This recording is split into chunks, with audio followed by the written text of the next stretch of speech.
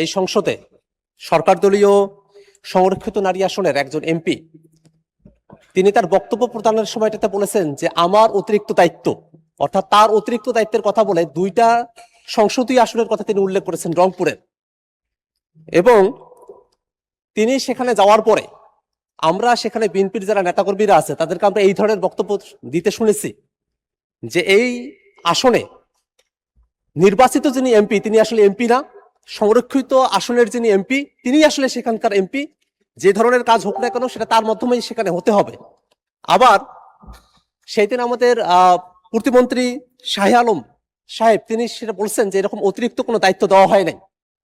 আজকে একজন মহিলা সংসদ সদস্য তিনি বলছেন যে অতিরিক্ত দায়িত্ব দেওয়া হয়েছে, সেদিন মন্ত্রী বলছেন যে অতিরিক্ত দায়িত্ব দেওয়া হয়নি। আসলে কোন বিষয়টা সত্য?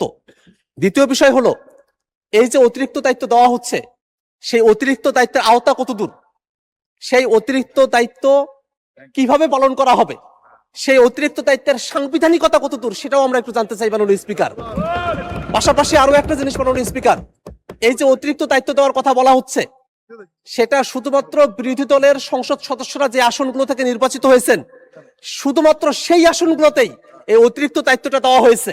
এর মধ্য দিয়ে একটা জিনিস কিন্তু খুবই আশঙ্কার জায়গা তৈরি করছে, বিএনপি কি বিরোধী দলের আসনগুলোতেও তাদের মহিলা নারী এমপিদেরকে দায়িত্ব দেওয়ার মধ্য দিয়ে সারা দেশে কি তারা একদলীয় শাসন ব্যবস্থা প্রতিষ্ঠা করতে চায় মাননীয় স্পিকার? এটাও আমরা বিএনপির কাছ থেকে জানতে চাই মাননীয় স্পিকার। এই সামগ্রিক বিষয়ে আমাদের কাছে এখন অনানুষ্ঠানিক ছিল, কিন্তু আজকে সংসদে এটা আনুষ্ঠানিকভাবে এটা সামনে এসেছে। আমরা এই বিষয়টা একটা সুরাহা চাই, সরকার দলের কাছ থেকে আমরা এই প্রশ্নের ব্যাখ্যা চাই মাননীয় স্পিকার। আপনাকে ধন্যবাদ।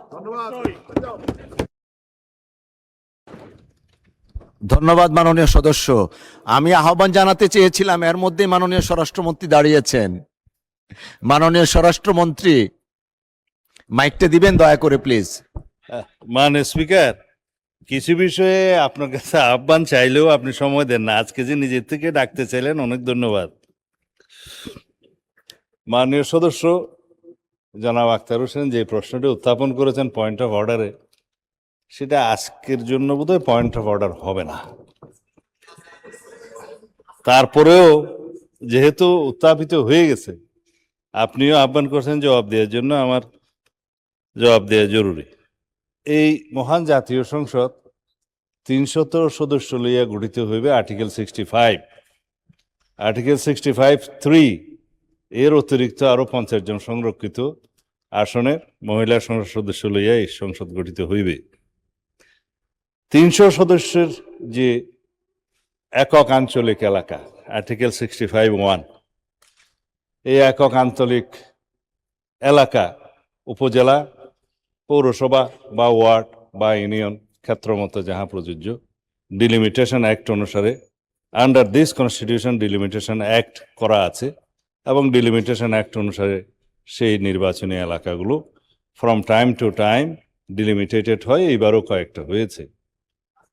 সেই ডিলিমিটেটেড এরিয়াটা আর্টিকেল 65 সাবসেকশন 3 ক্ষেত্রে প্রযোজ্য নয়। তাহারা যে আসনে সংরক্ষিত আসনে নির্বাচিত হয়েছেন তাদের ডিলিমিটেটেড এরিয়া হচ্ছে হোল কান্ট্রি বাংলাদেশ।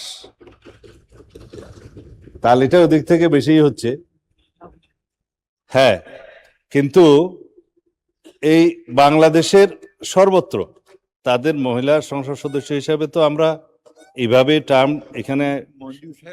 এখানে আর্টিকেল 65 অনুসারে বলছি, কিন্তু সবাই সংসদ সদস্য, মাননীয় সংসদ সদস্য।